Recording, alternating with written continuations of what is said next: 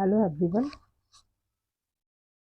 ये हम पटवारी के आंसर की सॉल्व कर रहे हैं इंग्लिश के ग्रुप 4 के लिए, और बाकी कोई भी एग्जाम हो आपका इंग्लिश रिलेटेड उसके लिए बहुत इंपॉर्टेंट है। सारे टॉपिक्स इसमें जो आए हुए क्वेश्चंस हैं उनका हम प्रैक्टिस कर रहे हैं।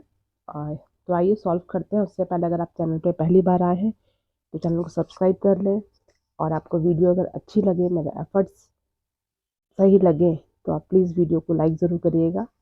तो चलिए स्टार्ट करते हैं आज के क्वेश्चन। फर्स्ट क्वेश्चन है, in the following question a sentence has been given in direct and direct. देखना है हमें किस में दिया है, इन्वर्टेड कॉमर्स में दिया है मतलब डायरेक्ट में दिया है, इसको हम कन्वर्ट करेंगे इनडायरेक्ट में। क्वेश्चन फॉर्म में दिया है तो इफ या वेदर यूज होता है। ये मैं आपको हर अभी तक जितना भी सॉल्व किया है हमने उसमें बता चुकी हूँ। Do you know where Danny Miller is living now, he said. तो ही आस्क्ड होगा, क्वेश्चन मार्क है तो आस्क्ड, वेदर लगाया, वेदर आई न्यू, नो का पास्ट फॉर्म, प्रेजेंट में दिया है तो पास्ट जाता है। Knew where Danny Miller is living है तो इसका पास्ट होगा वॉज लिविंग, नाउ का चेंज होता है देन में। तो this one is the right answer. बाकी क्यों नहीं होंगे चेक कर लेते हैं। He asked whether I knew where Danny Miller lived now, ये देखिए हमने पास्ट कर दिया, पास्ट नहीं होगा। जब जब यहाँ पे कंटिन्यूस फॉर्म में दिया है तो उसका प्रेजेंट कंटिन्यूस में दिया है, उसका पास्ट कंटिन्यूस बनेगा, ना कि पास्ट बनेगा। He said that whether I knew where Danny Miller was living now, इसमें क्या चेंजेस किए इन्होंने, यहाँ पे सेड कर दिया, यहाँ पे आस्क्ड आएगा, सेड दैट नहीं आएगा क्योंकि क्वेश्चन फॉर्म में है। He asked whether I knew where Danny Miller lived, देखिए यहाँ पे भी पास्ट कर दिया। जब प्रेजेंट कंटिन्यूस में चीज़ें दी हुई हैं तो उसका हम पास्ट कंटिन्यूस बनाएंगे, ना कि पास्ट। नेक्स्ट है, given below is a sentence that has been divided into 4 part. हमें देखना है कहीं इसमें एरर है क्या। The president stated that, stated मतलब उन्होंने कहा, the president stated that the opponents campaign against the mass violated against international law. तो देखिए यहाँ पे द प्रेसिडेंट स्टेटेड दैट, ये तो सही है। क्या कहा प्रेसिडेंट ने, जो कहा दैट अपोनेंट्स कैंपेन, जो उनका कैंपेन है विरोधियों का, against the mass violated against international law. तो यहाँ पे द आना चाहिए, अगेंस्ट द इंटरनेशनल लॉ होना चाहिए, तो ये वाले में एरर है, तो ये सही ऑप्शन है। नेक्स्ट है, select the most appropriate word to fill in the blanks. Somehow, somehow मतलब कैसे भी करके, जैसे तैसे। We all relate weight loss with fancy, हम वेट लॉस को रिलेट करते हैं फैंसी चीज़ों से, लाइक सलाद खा लो, जूस खा लो, जूसेस पी लो, बट ना that's not always the case, हमेशा यही केस नहीं होता। तो उसके लिए somehow we all relate weight loss with fancy, क्या होगा इसमें, स्नैक होगा, थिंग होगा, आइटम होगा, मील होगा। देखिए स्नैक्स से तो आपका वेट लॉस होगा नहीं, आइटम से भी नहीं होगा, थिंग भी इसमें नहीं आएगा, तो मील्स की बात हो रही है क्योंकि यहाँ खाने की बात हो रही, तो मील्स होगा। somehow we all relate weight loss with fancy meals, मतलब हम चाहते हैं कि कुछ भी ऐसा खा लिया थोड़ा बहुत, है ना, तो वो fancy meals like salad and juices, but that's not always the case, so this one is the right option. Select the antonym of the given word. Antonym मतलब opposite word देखना है हमें।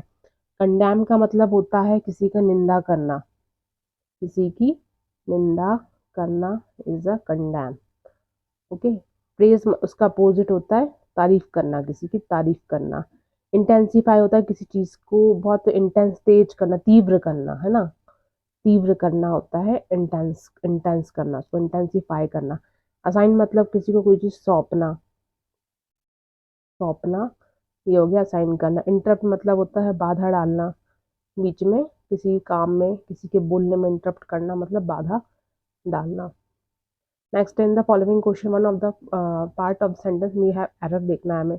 द क्लाइमेट इन न्यूजीलैंड, जो New Zealand का climate है, was a bit nicer, मतलब थोड़ा बहुत अच्छा था, वॉज अ बिट नाइसर, इतना खराब नहीं था, अच्छा था काफ़ी। देन वी हैड एक्सपेक्टेड, जितना हमने एक्सपेक्ट किया था, सोचा था, उससे काफ़ी अच्छा था वहाँ का वेदर। तो यहाँ पे कोई एरर नहीं है, ना ही ग्रामेटिकल और ना ही सेंटेंस वाइज।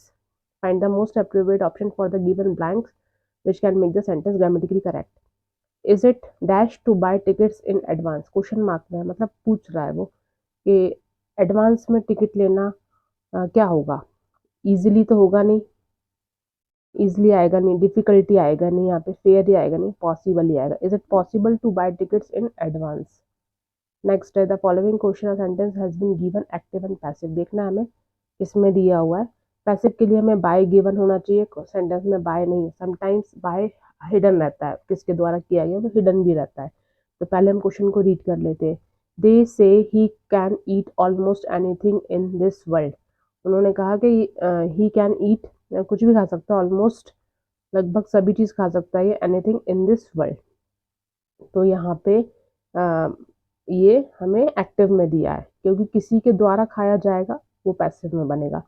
अब इसका हमें टेंस देखना है। टेंस किस में दिया हुआ है? दे से ही कैन ईट। देखिए कैन मॉडल वर्ब है प्रेजेंट फॉर्म में, मतलब प्रेजेंट इंडेफिनिट में दिया हुआ है। ईट की जो वर्ब है वो भी प्रेजेंट में है। Almost everything in this world, तो हमें प्रेजेंट इंडेफिनिट फॉर्म में दिया है, तो उसका हम बनाएंगे पैसिव, थर्ड फॉर्म लगा के वर्ब की।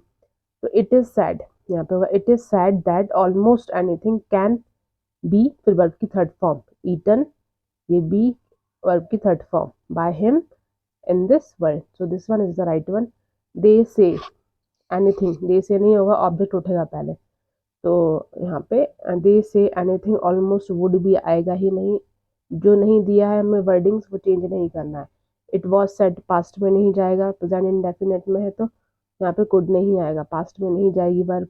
दे say almost anything could be eaten नहीं है, कुड बी ईटन नहीं होगा, कैन रहेगा, क्योंकि जब हमें एक्टिव प्रेजेंट इंडेफिनिट में दिया है तो पैसिव भी सेम में बनेगा। ये आपको ध्यान रखना है चीज़ से। Select the most appropriate word to fill in the blank.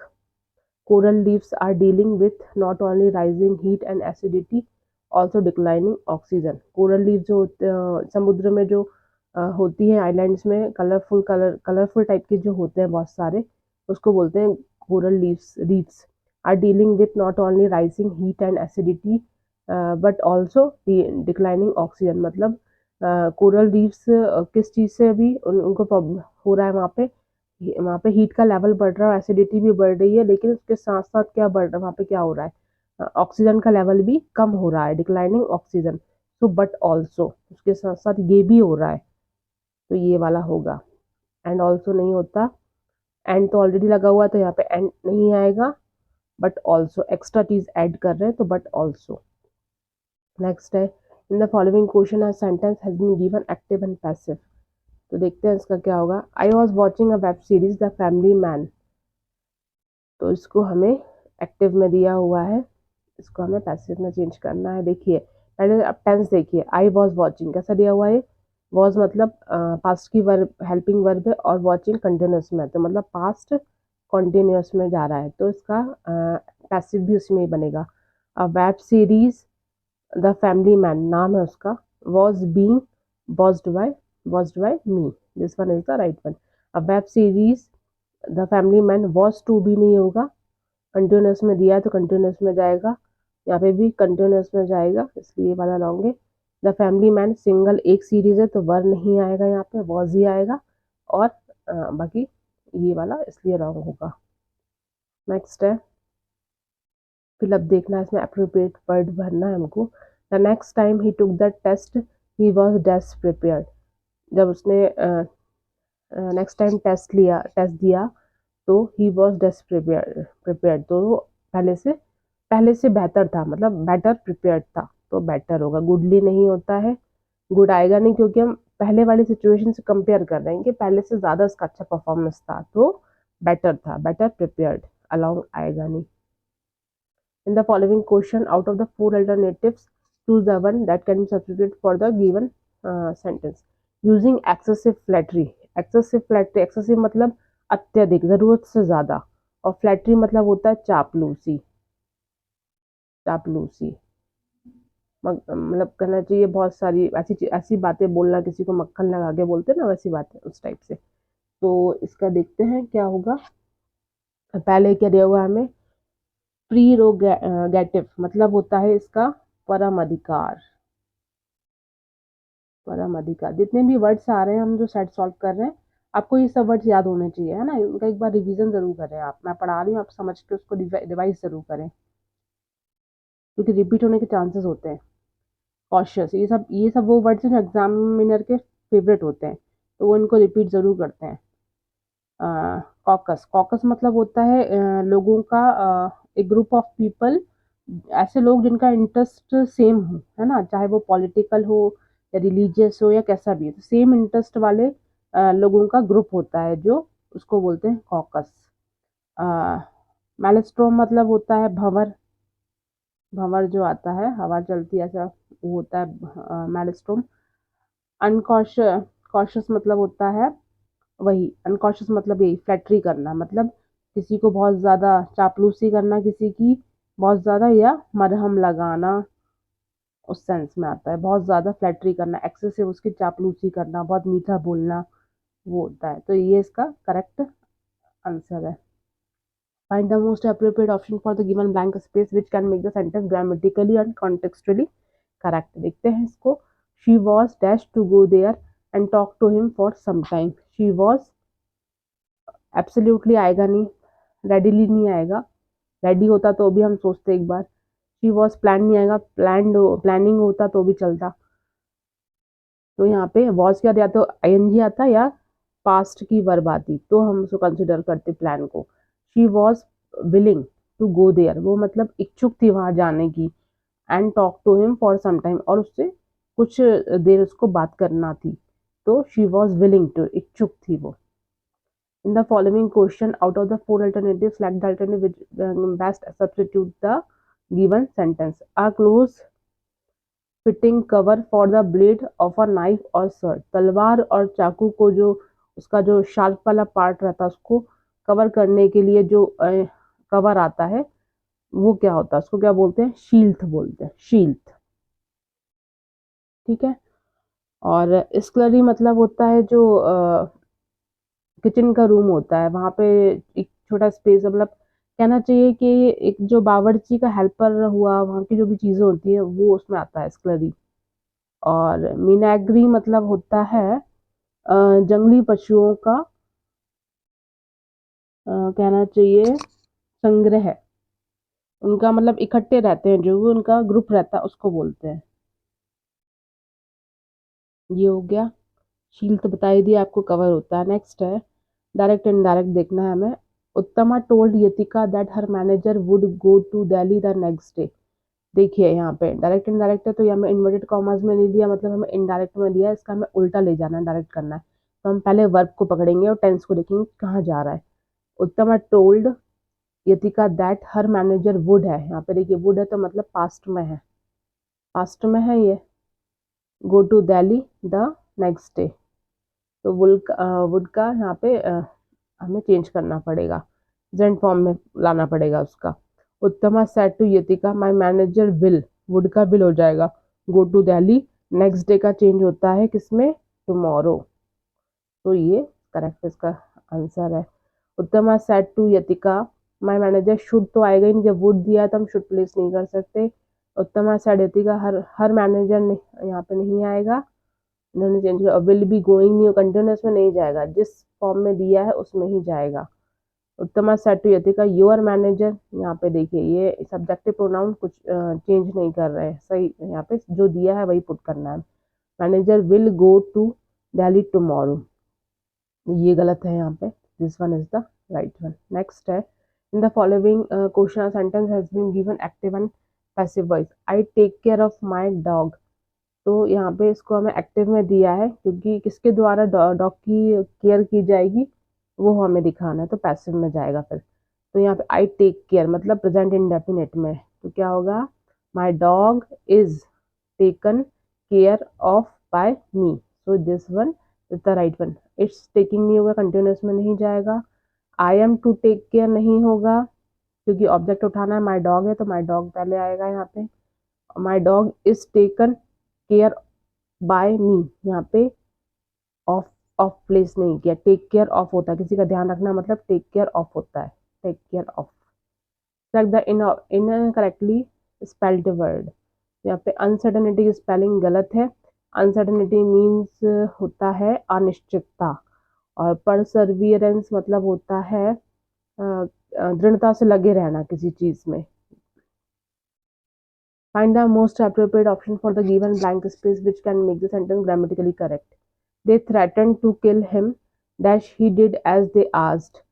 मतलब उन्होंने उसको धमकाया कि हम तुमको मार देंगे, to kill him unless, जब तक he did as they said, अगर तुमने ऐसा नहीं किया जो हम कह रहे हैं वो नहीं किया तो unless आएगा यहाँ पे, despite के बावजूद नहीं आएगा, instead जो उसके होता है and आएगा नहीं, तो ये नहीं आएंगे unless.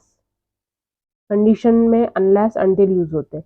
In the following question, out of the four alternatives, select the word opposite in the meaning to the given word. तो यहाँ पे क्या है, अर्सेट्स. अर्सेट्स मतलब होता है आर्टिफिशियल ऑब्जेक्ट या आर्टिफिशियल थिंग्स. कोई भी चीज़ जो आर्टिफिशियली बनाई है हमने, आर्टिफिशियल कोई ऑब्जेक्ट है या कोई थिंग है, उसको बोलते हैं अर्सेट्स. तो कृत्रिम वस्तु हिंदी में कहेंगे इसको. और इसका हमें देखना है अपोजिट वर्ड देखना है. तो अपोजिट क्या होगा, जेन्युइन चीज़ जो ओरिजिनल जैसी है वैसे ही, आर्टिफिशियल नहीं है, तो ये इसका हो जाएगा. ब्रोकन मतलब टूटा हुआ, आपको पता. कंटेम्प्रेरी मतलब होता है समकालीन, समकालीन. और ओकेशनल तो आपको पता ही है. Select the meaning of the given idiom. Idiom का हमें मीनिंग देखना है. I have a jaundice eye. To be envious. Envious word हम मैक्सिमम 5-6 बार अभी तक यूज कर चुके हैं इतने टेस्ट में. तो मतलब होता है किसी से जलना. किसी के पास कोई चीज़ है, आपको वो चीज़ चाहिए, आप उस चीज़ को पाना चाहते हैं, चाहे वो सक्सेस हो या कोई भी चीज़ हो उसकी, तो उसको बोलते हैं जलना. तो टू हैव अ जॉन्डिस आई मतलब टू बी एनवियस, किसी से जलना, जलन की भावना रखना. तो this one is the right meaning.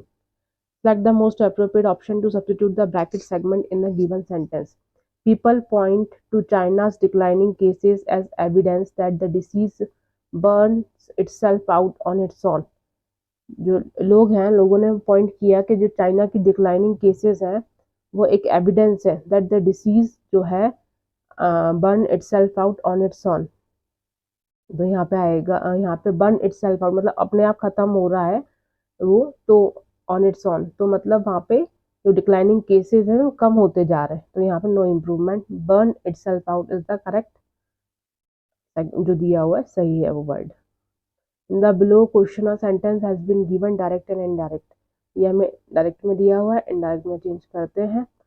Is your father at home, question mark है, तो मैं question inquired the man to the of the little girl. The man inquired, देखिए क्वेश्चन मार्क है, इंक्वायर कर रहा है यहाँ पे. The man inquired of the girl, ये of the girl whether, if या वेदर यूज करते क्वेश्चन मार्क के लिए. Her father was at home, was at home. अब देखिए is your father at home, यहाँ प्रेजेंट में दिया तो इसका क्या बनेगा, पास्ट में जाएगा, इसलिए वॉज पुट किया है यहाँ पे. The man inquired of the little girl whether her father has been नहीं आएगा, प्रेजेंट परफेक्ट में नहीं जाएगा, प्रेजेंट में दिया है तो पास्ट में जाएगा. The man inquired of the girl whether her father is at home, यहाँ प्रेजेंट में ही रखा है, इन्होंने चेंज नहीं किया था. Man inquired of the girl whether her father had been, ये पास्ट परफेक्ट कर दिया तो ये भी नहीं होगा. नेक्स्ट है, in the given question out of the four alternatives select the alternative which best substituted the given word. A collection of slaves. collection of slaves मतलब होता है गुलाम जो काम कर रहे हैं आपके लिए, है ना. तो उनको क्या बोलते हैं, कलेक्शन ऑफ स्लेव्स को क्या बोलते हैं, कॉफल, कॉफल बोलते हैं. कंपनी आपको पता ही है, कॉटेज हम पढ़ चुके हैं वर्ड, इसी प्रैक्टिस सेट में हमने इसमें ही पढ़ा था हमने. कॉटेज मतलब होता है जो फर्नल के पीछे ग्रुप जाता है लोगों का, उसको बोलते हैं, उस ग्रुप को, बहुत सारे लोगों के झुंड को बोलते हैं कॉटेज. क्रू तो आपको पता है, शिप पे जो लोग रहते हैं उनको क्रू मेंबर्स बोलते हैं, तो वो होता है. और जो वर्कर्स होते हैं टुगेदर उनको भी क्रू बोलते हैं. तो ये हो गया. नाउ नेक्स्ट है, in the given question four alternatives are given for the given idiom and phrase. देखना है कौन सा सही है इसमें. Let's see. I heard that he has second thoughts about his decision to get married. मतलब मैंने सुना था कि उसका जो उसको शादी करनी है उसके लिए उसका सेकंड थॉट था, उसका डिसीजन शादी के लिए उसके लिए सेकंड थॉट था. उसका इसका सेंस क्या जा रहा है, to have doubt about something, मतलब श्योर नहीं था वो कि मैं शादी करूँ या ना करूँ, तो डाउट रहना उसको बोलते हैं to have doubt about something है। सेकंड थॉट मतलब होता है डाउट होना किसी बात पे, किसी चीज़ के लिए। Select the most appropriate meaning of the given idiom. 2 idioms आ गए। Give someone the cold shoulder, ये भी रिपीटेड है, ये हम पहले सॉल्व कर चुके हैं पटवारी के आंसर कीज में ही। प्रीवियस सब टेस्ट देखेंगे तो उसमें मिलेगा आपको ये। तो टू इग्नोर समवन, किसी को जान करके इग्नोर करना, जानबूझ करके किसी को इग्नोर करना होता है give someone the cold shoulder. Find the most appropriate option for the given blank space which can make the sentence grammatically and contextually correct. देखते हैं। Mister Sharma is very weak manager that most people support him. वो mister Sharma वो बहुत week manager है, इसलिए उनको बहुत सारे लोग सपोर्ट करते हैं।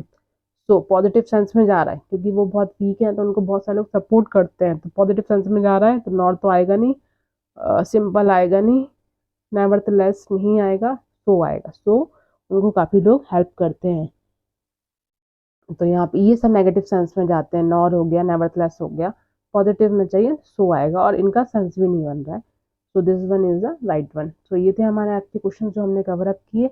अगर आपको सेशन अच्छा लगा हो, ये एक्सप्लेनेशन मेरा आपको समझ आ रहा हो, आपके डाउट्स क्लियर हो रहे हो, तो प्लीज़ एक लाइक ज़रूर करिएगा।